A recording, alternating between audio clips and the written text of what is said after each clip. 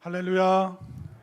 올 한 해 더욱더 큰 은혜를 사모하고 소망하고 그 은혜 가운데 살아가는 우리 모두가 될 수 있기를 간절히 소망합니다. 자, 오늘 우리가 요한계시록 15장 말씀을 보겠는데 한번 중간 점검으로 그 요한계시록 그 구조에 대해서 다시 한번 알려드리도록 하겠습니다. 자, PPT로 한번 보여주실까요? 자, 요한계시록은 7막 7장으로 이루어진 그 뮤지컬 형식을 그대로 차용해서 사용하고 있습니다. 그러면 1막부터 7막까지 볼 텐데 그 제가 1막 하면 여러분들이 지상의 7교회, 2막 하면 하늘의 교회, 하늘의 이렇게 한번 제가 선창하고 또 여러분들이 후창을 한번 해보겠습니다. 1막 지상의 7교회, 2막 하늘의 교회, 하늘의 예배, 3막 7인, 7나팔, 7대접의 재앙, 4막 7머리, 7뿔을 가진 큰 음녀 바벨론으로 상징되는 로마와 박해의 세력이 멸망하는 장면, 5막 어린 양의 혼인잔치, 6막 청년 왕국, 7막 새 하늘과 새 땅이 펼쳐짐으로써 하나님의 구속의 역사가 완성. 네, 다음 주에 시험 볼 테니까 여러분들이 집에 가서 이거 막 열심히 외우시길 바랍니다. 그 요한계시록은 주제가 종말의 날짜를 우리가 예측할 수 있을까? 그게 아닙니다. 그리고 이 숫자가 의미하는 게 뭘까? 아주 신비한 신비로운 황홀한 무슨 비밀이 있을 것이다. 그러니까 요한계시록을 절대로 뭐 두려운 책, 어려운 책, 또 뭐 별의별 좀 이상한 호기심 가지고 우리가 봐서는 안 되고 이 뮤지컬 형식으로 다른 그 믿지 않는 자들, 특별히 박해하는 로마 군인들이 이해할 수 없는 위장된 언어로 기록된 뮤지컬 형식의 내용들이고, 결국 결론은 하나입니다. 어린 양 대신 예수 그리스도께서 승리하신다.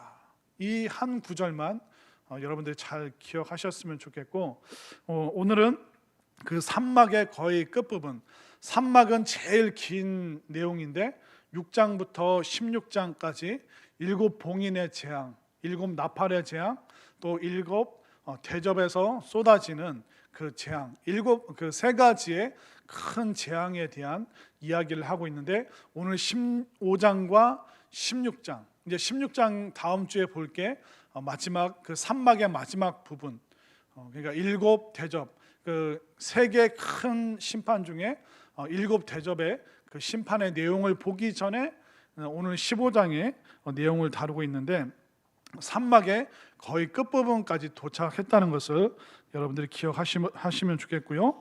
자, 그러면 7 그 대접의 심판이 제일 무서운 심판이고 최종적인 심판입니다. 거기에 대해서 설명하기 전에 15장에서 이 7 대접의 그 심판 이전에 서론적으로 우리에게 말씀을 주고 있는데, 자, 오늘 1절 말씀을 한번 볼까요?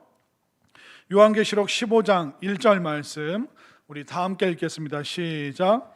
또 하늘에 크고 이상한 다른 이적을 보매 7 천사가 7 재앙을 가졌으니 곧 마지막 재앙이라. 하나님의 진노가 이것으로 마치리로다.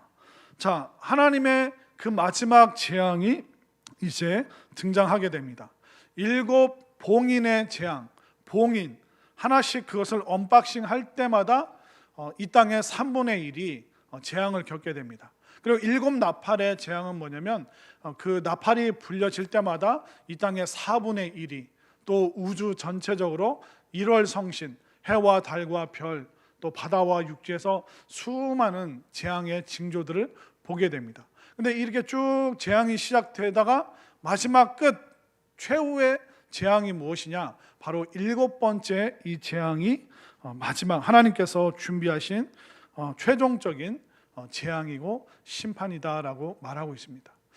이런 내용을 보게 되면 우리가 한쪽 면으로는 마지막 재앙이니까 얼마나 무섭고 크고 두려운 일인가, 그렇게 생각할 수도 있겠지만 심판과 재앙은 끝이 있구나. 이 땅에서 우리가 고난을 겪을 때, 또 이 땅에는 여러 재앙과 심판이 있는데 결국 마지막 재앙과 마지막 심판이라는 뜻은 뭡니까? 이 땅에서의 고난과 핍박과 박해가 이제 마무리되는 그 시점이 있구나. 만약 하나님의 그 진노와 심판과 재앙이 끝이 없다고 생각해 보십시오. 그럼 우리가 어떻게 살겠습니까? 무슨 소망이 있겠습니까? 근데 성경이 말하는 건 뭐냐면 하나님의 그 진노하심이 이제 마지막으로 이 땅에 보여지게 될 것이다. 그러니까 하나님의 그 심판이 마무리되는 때가 있다라고 말하고 있는 것입니다. 그렇기 때문에 우리가 이 땅 살아갈 때 필요한 게 뭡니까? 성도에게는 인내, 정말 참고 기다리고 또 기도하는 이 인내의 마음이 우리에게 있어야겠구나. 그것을 우리가 알 수 있죠. 자, 그러면 이 7번째 재앙이 시작되기 전에 하늘에서 찬송이 울려 퍼지게 됩니다. 왜냐하면 재앙과 심판은 두렵지만 그것이 이제 끝이 나면 최종적으로 놀라운 결과가 있을 텐데 어떤 결과가 있을 것인가 미리 그 7 재앙 전에 우리에게 소망으로 알려주고 있습니다. 자, 2절과 3절에 보면 찬송이 울려 퍼지죠. 자, 2절을 제가 읽고 3절을 여러분들이 읽겠습니다. 또 내가 보니 불이 섞인 유리바다 같은 것이 있고 짐승과 그의 우상과 그의 이름의 수를 이기고 벗어난 자들이 유리바다가에 서서 하나님의 검은 고를 가지고 하나님의 종 모세의 노래 어린 양의 노래를 불러 이르되 주 하나님 곧 전능하신 이시여 하시는 일이 크고 놀라우시도다. 만군의 왕이시여 주의 길이 의롭고 참되시도다. 자, 2절을 다시 한번 볼까요? 2절에 보면 또 내가 보니 불이 섞인 유리바다 같은 것이 있고, 자, 유리바다를 이야기하고 있는데 이게 뭐냐면 바로 하나님 보좌 앞에 펼쳐진 그 모습을 유리바다라고 바다라고 이야기를 하고 있습니다. 자, 이 말씀이 또 어디에 있냐면 요한계시록 4장 6절 말씀 한번 볼까요? 요한계시록 4장 6절 함께 읽겠습니다. 시작. 보좌 앞에 수정과 같은 유리바다가 있고, 예, 거기까지 보겠습니다. 그러니까 하나님 보좌 앞에 유리바다가 있는데 이 바다가 뭐 이렇게 유리처럼 뭐 반짝반짝하는 건가? 뭐 크리스탈, 수정 같은 게 딱딱한 재질이 그 하나님 보좌 앞에 펼쳐 있는가? 그게 아니라 우리가 구약 말씀에 이 유리 바다가 먼저 나와 있습니다. 그 부분이 어디에 있냐면 자, 열왕기상 7장 23절과 26절 굉장히 긴 내용인데요. 여기에 바다라는 표현이 나오고 있습니다. 열왕기상 7장 23절부터 26절 홀수절을 제가 짝수절을 여러분들이 읽겠습니다. 또 바다를 부어 만들었으니 그 직경이 10규빗이요 그 모양이 둥글며 그 높이는 5규빗이요 주위는 30규빗 줄을 두를 만하며 그 가장자리 아래에는 돌아가며 박이 있는데 매 규빗에 10개씩 있어서 바다 주위에 둘렀으니 그 박은 바다를 부어 만들 때에 2줄로 부어 만들었으며 그 바다를 소 12마리가 바쳤으니 셋은 북쪽을 향하였고 셋은 서쪽을 향하였고 셋은 남쪽을 향하였고 셋은 동쪽을 향하였으며 바다를 그 위에 놓았고 소의 뒤는 다 안으로 두었으며 바다의 두께는 한 손 너비만 하고 그것에 가는 백합화의 양식으로 잔가와 같이 만들었으니 그 바다에는 2000밭을 담겠더라. 자, 이 바다라는 표현이 열왕기상에 나오는데 이 바다가 뭘 얘기하는가? 그것은 바로 성전 안에 있는 물두멍에 대한 이야기를 하고 있습니다. 하나님께서 모세에게 그 성전 그 만드는 그 규격 또 그 놔야 되는 그 물품들에 대해서 말씀해 주실 때 제사장들이 손을 씻어야 되었고 또 제사장들이 성막에 썼던 그 기구들을 씻어야 되는데 바로 그 성전 바깥, 그러니까 성막이 있고 그 뜰에 물두멍이 있었습니다. 큰 물 항아리였죠. 여기에서 이제 제사장들이 손을 씻고 성전으로 또 지성소로 들어가게 되고 또 성전에서 쓰였던 여러 기구를 씻게 됩니다. 그러니까 하나님 앞에 나가기 전에 우리가 깨끗하게 죄 사함 받고 씻는 그 과정이 있는데 그것을 물두멍이라고 했습니다. 성막, 성막에 있을 때는. 그런데 솔로몬 성전이 지고 나서는 그 물두멍을 뭐라고 얘기했냐면 바다라고 표현을 했습니다. 왜 바다라고 표현했냐면 그 물을 통과해서 제사장들이 하나님 앞으로 나가게 됩니다. 이것이, 이 물이 무엇을 연상시키게 되냐면 모세가 홍해 바다를 건너서 하나님께서 약속하신 그 땅으로 그들이 나아갔던 것처럼, 제사장들이 그 물두멍에 그 물을 통과하여 하나님 앞에 나간다. 그래서 솔로몬 성전에서부터 어떻게 상징을 했냐면 바다라는 표현을 써서 이스라엘 백성들이 바로 홍해를 건너서 또 성막의 그 물두멍을 통과해서 거룩함을 입고 하나님 앞에 나가는 그것을 연상시키기 위해서 열왕기상에서부터는 성전, 그러니까 솔로몬 성전이 지어지고 나서 그 물두멍을 물대야 그렇게 표현하지 않고 바다, 구원의 바다, 우리가 정결해지고 새로워지고 하나님 앞으로 나가는 그 바다라고 표현을 했습니다. 그 말씀 그대로 이제 요한계시록에서도 하나님 보좌 앞에 그 유리와 같은 반짝반짝 빛나는 그 바다가 있더라라고 이야기를 하고 있는데, 자, 오늘 본문 2절 말씀을 다시 한번 볼까요? 요한계시록 15장 2절 말씀에 보면 또 내가 보니 불이 섞인 유리 바다 같은 것이 있고, 자, 하나님 앞에 나가는데 구원받은 성도들이 그 유리 바다를 통과하는데 그 유리 바다 그 아래는 어떻게 보입니까? 불이 섞인. 여러분들 그 가끔 이게 다큐멘터리 보면 바다 저 밑에 화산이 퍽퍽 이게 터져 오르면 바다 안에서도 번쩍번쩍 붉은 빛이 납니다. 이 말이 이 요한계시록 15장 2절에서 불이 있는 그 유리 바다 같다라고 표현한 게 뭐냐면 결국 성도들이 불과 같은 심판과 박해와 핍박, 그것을 통과해서 바로 거룩한 그 죄사함을 받고 하나님 앞으로 나가는 그 모습을 지금 구약의 모든 그 구원의 그 과정을 지금 한마디로 불이 섞인 유리바다, 그것을 통과하고 있는 구원의 여정을 나타내고 있는 것이죠. 자, 2절을 다시 한번 보세요.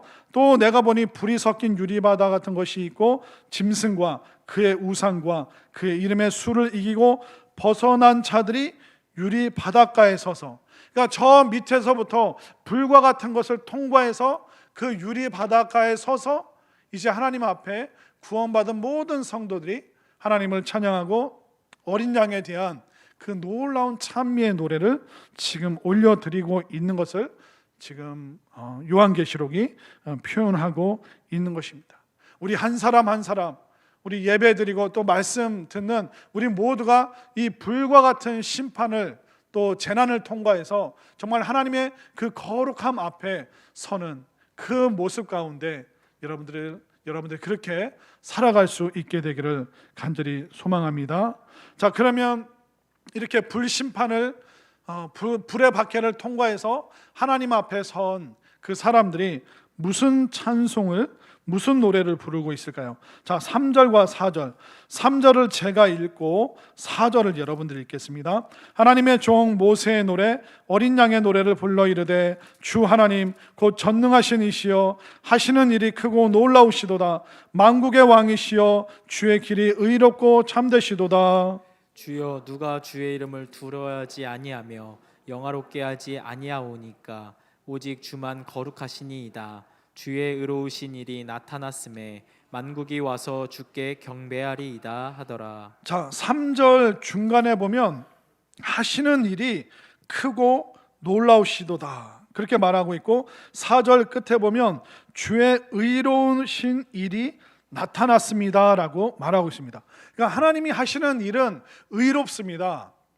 하나님이 하시는 그 모든 일들은 참으로 올바릅니다, 그 얘기를 하고 있는데, 결국 하나님이 하시는 일이 뭐냐면 구원과 심판. 하나님 구원의 일이 의로우십니다. 그런데 심판도 의롭습니다 라고 말하고 있습니다. 우리는 심판을 무서운 거, 힘든 거, 벗어나고 싶은 거라고 생각을 하는데, 성경은 하나님이 하시는 모든 일, 구원의 일과 심판의 일, 그것은 완벽하고 온전하고 의로운 겁니다. 그것은 올바른 겁니다. 그렇게 지금 말하고 있습니다. 이 표현이 뜻하는 게 뭐냐면 인간의 진노와 하나님의 진노는 전혀 다른 것입니다. 우리가 사람들 간에 화를 내고 분노하는 모습을 생각해 보십시오. 제가 그 군대에 있을 때 이제 상병이 됐을 때 그 중대장님이 그 상병 진급한 사람들을 다 불러서 이제 무슨 얘기를 했냐면, 이제 너희들이 2등병 1병이 아니다. 이제 상병으로서 이제 밑에 있는 후임병들을 이끌어 가야 되는데 군대에서 생활하다 보면 화나는 일이 있을 거다. 뭐 저 때만 해도 뭐 구타도 조금 있었고 얼차례도 많이 있었고, 근데 그 중대장님이 간곡하게 부탁했던 게 뭐냐면 절대로 화난 상태에서 얼차례를 주지 마라. 화난 상태에서 얼차례를 주면 너희들 손찌검하게 되고 그런 문제가 커진다. 이제 상병이 되었고 병장이 되어갈 텐데 높은 위치에 올라갈수록 절대로 화난 상태에서 뭔가 행동하면 큰 사고 난다. 그걸 엄청 신신당부를 하셨던 기억이 납니다. 여러분들도 부모 입장에서 아이들을 혼내야 될 때가 있죠. 그런데 아이들을 혼내면 어떻습니까? 여러분들 이성적으로 잘 차분하게 잘 혼을 내시는지, 아니면 내 분에 못 이겨서 혼내야 될 것보다 더 많이 혼낸 적은 없었는지 한번 생각해 보시길 바랍니다. 인간의 분노와 진노는요, 이게 조절이 안 됩니다. 너무 과하게 넘치게 갈 때가 많이 있습니다. 조선시대에도 보면 여러 가지 사화가 있습니다. 무오사화, 뭐 갑자사화, 뭐 을미사화, 여러 가지 사화가 있는데 이게 뭐냐면 선비들과 선비들의 싸움이었습니다. 그러니까 중앙 집권을 하고 있던 그런 권문 세족들이 있었습니다. 또 지방에서 올라온 개혁적인 젊은 선비들이 있었습니다. 근데 이 중앙 집권을 하고 있던 이 권문 세족들이 이 젊은 이들의 그런 상소라든가 그런 논리가 싫어가지고 어떻게 했냐면 여러 가지 빌미를 잡아서 4번의 사화를 일으킵니다. 이 선비들이 젊은 선비들을 엄청나게 죽였습니다. 잔인하게 죽였습니다. 그래서 가장 그 조선시대 때 선비 간에 좋지 않았던 모습들을 사화, 4가지 그런 어떤 분노와 또 그런 좋지 않은 모습들을 사화라고 얘기를 하는데, 그 역사적인 내용들을 보면 야, 세상에 선비들이 이렇게 무섭구나.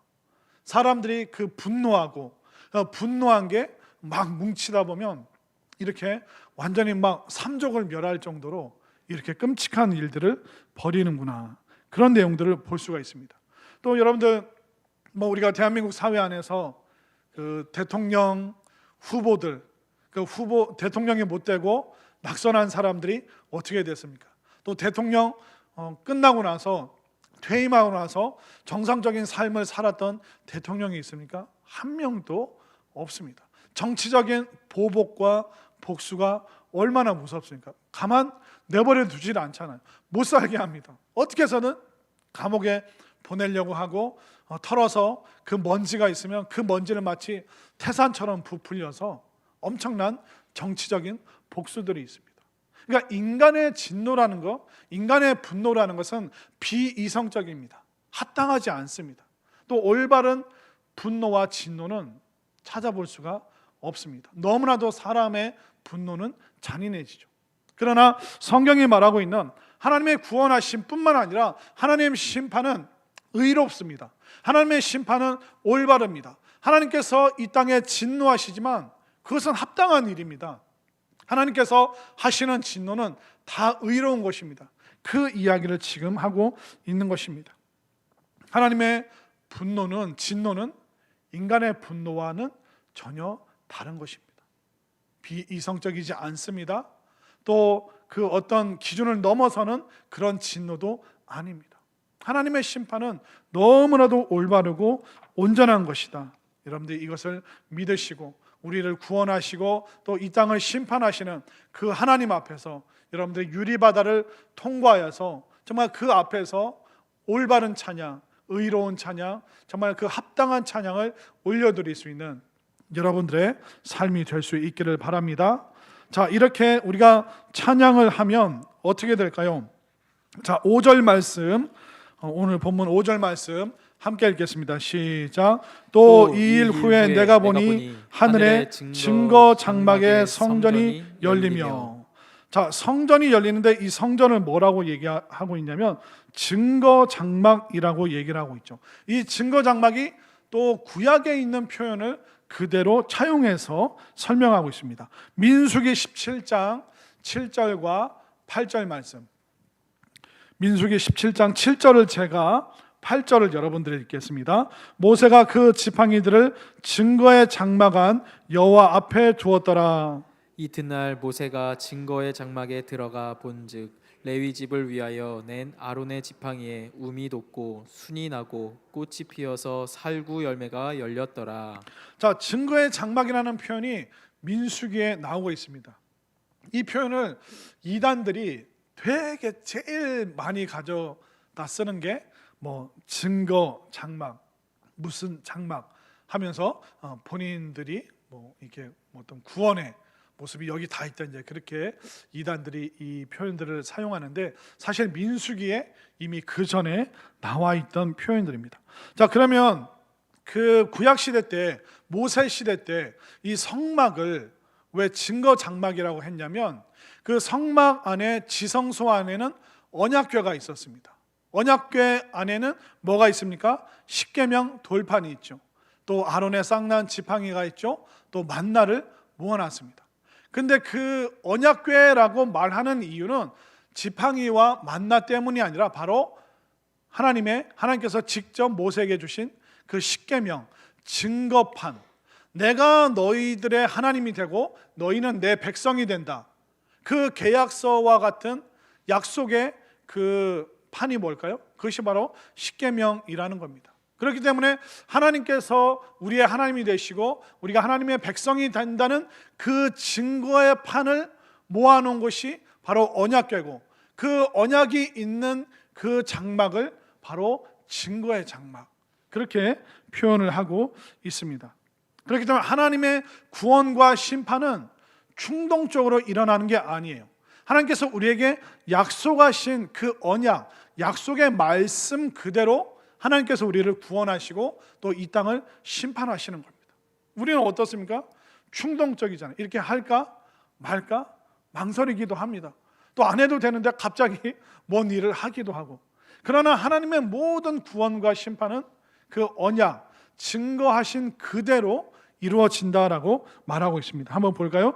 출애굽기 20장 1절과 2절 말씀. 자, 1절을 제가 2절을 여러분들이 읽겠습니다. 하나님이 이 모든 말씀으로 말씀하여 이르시되 나는 너를 애굽 땅 종 되었던 집에서 인도하여 낸 내 하나님 여호와니라. 자, 이 출애굽기 20장 1절 2절이 뭐냐면 바로 십계명 증거판에 대한 설명하기 전에 십계명의 서문에 관련된 것입니다. 결국 하나님께서는 이 약속의 말씀으로, 이 언약의 말씀으로 우리에게 증거를 주시는데 우리가 어떻게 구원받을 수 있고 또 우리가 이 말씀을 벗어나면, 언약의 말씀을 벗어나면 어떤 재앙이 있는가, 그것은 하나님께서 증거로 십계명으로 우리에게 다 보여주셨기 때문에 그 십계명을 모아놓은, 가져다 놓은 그 언약궤, 그 언약궤가 안치된 그 장막이 바로 증거의 장막이다라고 말하고 있는 것입니다. 그렇기 때문에 이 증거의 장막을 바로 하늘에서 우리가 볼 수 있죠. 새 예루살렘, 그곳에서 우리는 새로운 성전을 보는데 하나님께서 그곳을 바로 증거의 장막으로 부르게 하셨습니다. 그 말은 뭐냐면 하나님의 그 언약의 말씀이 하나님 나라에서 완전히 성취되는 것을 우리가 볼 수 있죠. 그렇기 때문에 우리가 성경 말씀을 보고 듣고 읽고, 이것이 얼마나 중요합니까? 모든 구원과 심판의 내용이 바로 이 말씀 안에 있기 때문에 하나님께서 그 구원과 심판의 증거로 우리에게 약속의 말씀을 주셨기 때문에 우리가 이 말씀 붙잡고 천국까지 승리할 수 있는 여러분들 되시기를 바랍니다. 자, 이렇게 성전, 그 증거 장막, 성전이 확 열리면서 무슨 일이 벌어지고 있는가? 자, 6절을 보십시오. 6절 시작. 일곱 재앙을 가진 일곱 천사가 성전으로부터 나와 맑고 빛난 세마포 옷을 입고 가슴에 금띠를 띠고. 자, 하나님의 이 성전이, 하늘의 성전이 확 열리면서 누가 나옵니까? 일곱 천사가 나오는데 뭘 가지고 나왔냐면 일곱 재앙을 가지고 그들이 쫙 지금 나오고 있습니다. 천사들이 성전에서 나온다는 게 뭡니까? 바로 하나님의 그 통치권을 가지고, 하나님의 그 심판의 권세를 가지고 천사들이 지금 일하러 나오고 있습니다. 이 일곱 천사는 하나님의 뜻을 집행하는 사람들, 의로우시고 온전하시고 모든 것을 구원과 심판 속에서 이루시는 그 하나님의 그 통치권, 하나님의 그 권세를 가지고 집행하는 사람들이 바로 이 천사로 묘사되어 있습니다. 근데 이 천사들이 어떤 옷을 입고 있습니까? 6절을 다시 한번 보세요. 성전으로부터 나와 맑고 빛난 세마포 옷을 입고 가슴에 금띠를 띠고. 이것은 바로 뭘 말하고 있냐면 어린 양 대신 예수 그리스도의 대리자로 그들이, 천사들이 이 일을 집행하고 있는 겁니다. 바로 예수님께서 입고 계시는 옷이 세마포 옷이고 예수님께서 가슴에 금띠를 두르고 있다라고 요한계시록 1장에서 이미 언급하고 있는데, 그 모습 그대로 예수님과 동일한 모습으로 예수님의 대리자로서 이 천사들이 지금 심판의 일을 행하고 있습니다. 그런데 이 심판이 마지막 최종적인 가장 무서운 일곱 대접의 심판이 이루어지는 이유가 있습니다. 자, 7절을 볼까요? 7절 함께 읽겠습니다. 시작. 내 생물 중에 하나가 영원토록 살아계신 하나님의 진노를 가득히 담은 금 대접 일곱을 그 일곱 천사들에게 주니. 자, 대접을, 그 일곱 대접을 말하고 있는데 사실 이 대접은 뭐냐면 바로 성도들의 기도입니다. 사실 심판이 왜 이루어지는가? 바로 성도들, 핍박받고 박해받고 있는 성도들이, 하나님, 우리가 어떻게 살아야 됩니까?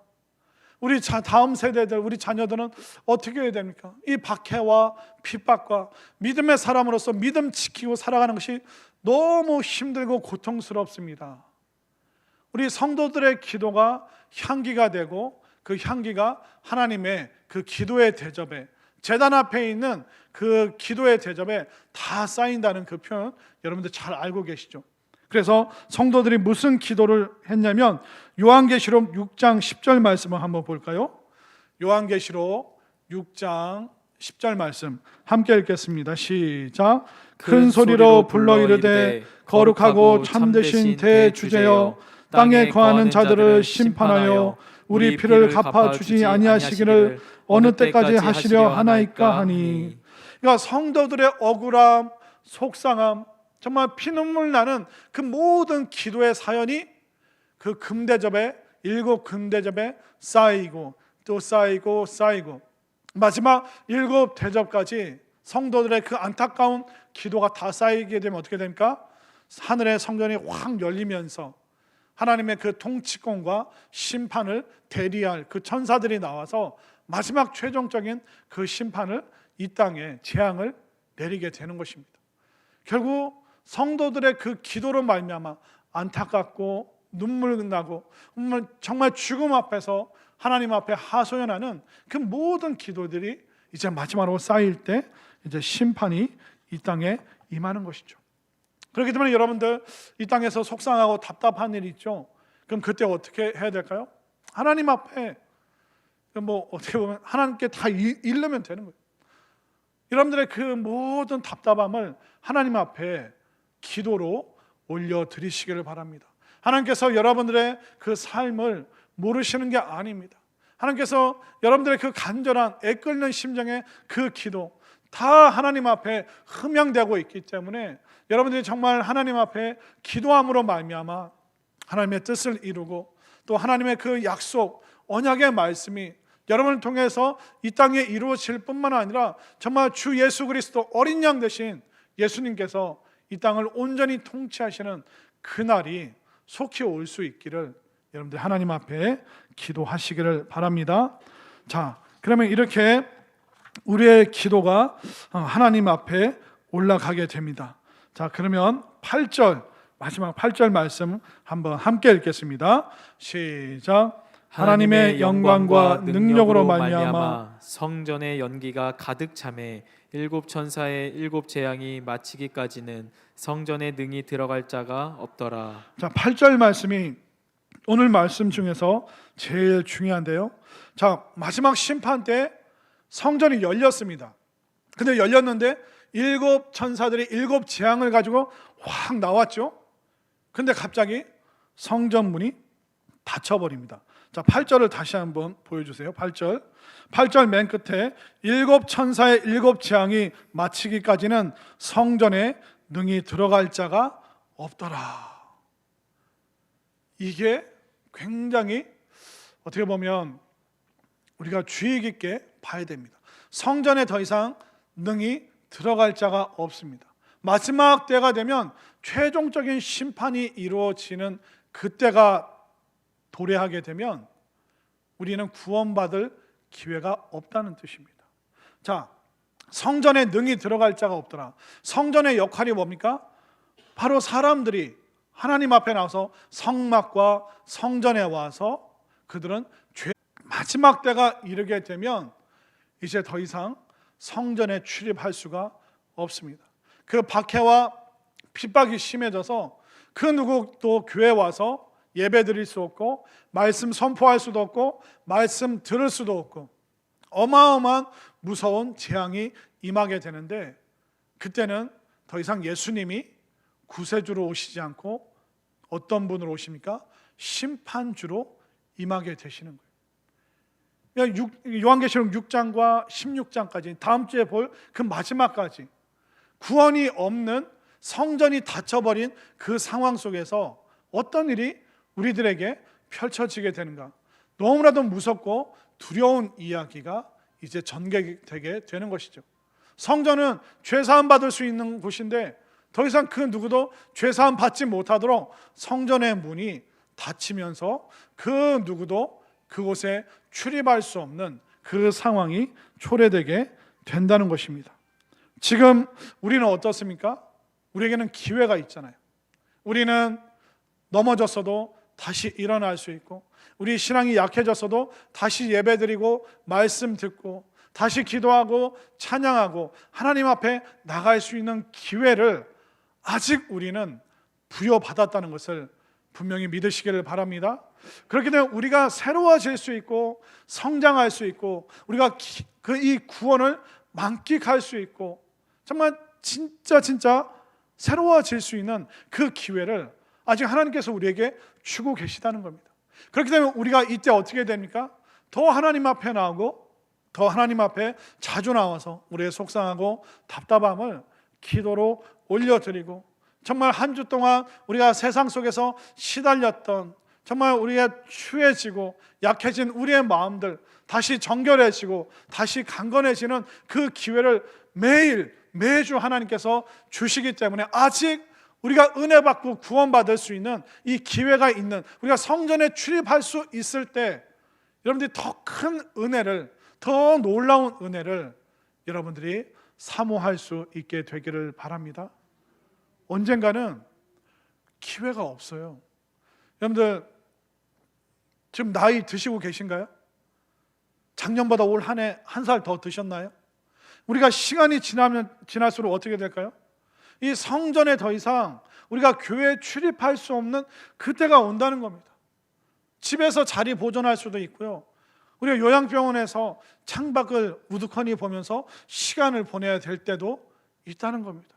결국 우리가 마지막 그 최종적인 그 모습을 우리 인생, 우리가 온 몸으로 겪게 되는 그때가 온다는 겁니다. 그때 되면 여러분들 무슨 후회하는지 아세요? 제가 요양원 다니면서 어르신들 붙잡고 함께 대화하고 기도하다 보면 그분들이 하는 얘기가 뭐냐면 후회합니다. 목사님, 권사님 뭘 후회하십니까? 왜 내가 젊을 때 더 헌신하지 못했을까? 내가 왜 더 충성하지 못했고, 왜 성도들과 더 즐거운 교제를 나누지 못했고, 내가 왜 예배와 기도와 그 은혜의 자리에 왜 달려가지 않았을까? 요리 빠지고 조리 빠지고 권사라는 직분은 받았지만 지금 좀 이따 천국 가면 저 너무 부끄러울 것 같아서 목사님 저 후회됩니다. 목사님 주저하지 마시고 성도들을 다그치십시오. 은혜의 자리로 오게, 예배의 자리로 오게. 결국 저처럼 후회하는 순간이 옵니다. 그렇게 간곡하게 부탁하시는 권사님들도 굉장히 많이 있었습니다. 우리가 이 재앙이 믿지 않는 자들에게 임하겠지만 우리도 육신적으로 성전에 출입하지 못하는 성전문이 닫혔더라.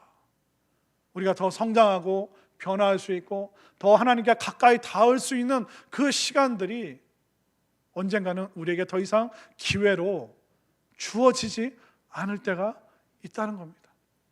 그렇기 때문에 성경이 말하고 있는 게 뭘까요?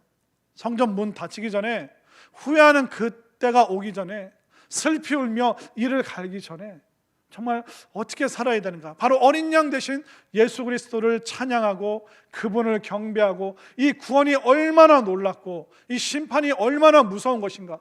그러나 우리가 성전에 와서 이 구원의 기쁨을 예배하고 누릴 수 있다는 것, 정말 오직 여러분들이 어린 양 대신 예수 그리스도를 찬양하고 그분 높이면서 살아가는 여러분들의 그 매일의 삶이 되어서 정말 조금도 후회함이 없고 조금도 머뭇거림 없이 정말 이 땅에서 매 순간순간 매일매일 정말 새롭게 승리하면서 살아갈 수 있는 우리 모두가 될 수 있기를 간절히 소망합니다.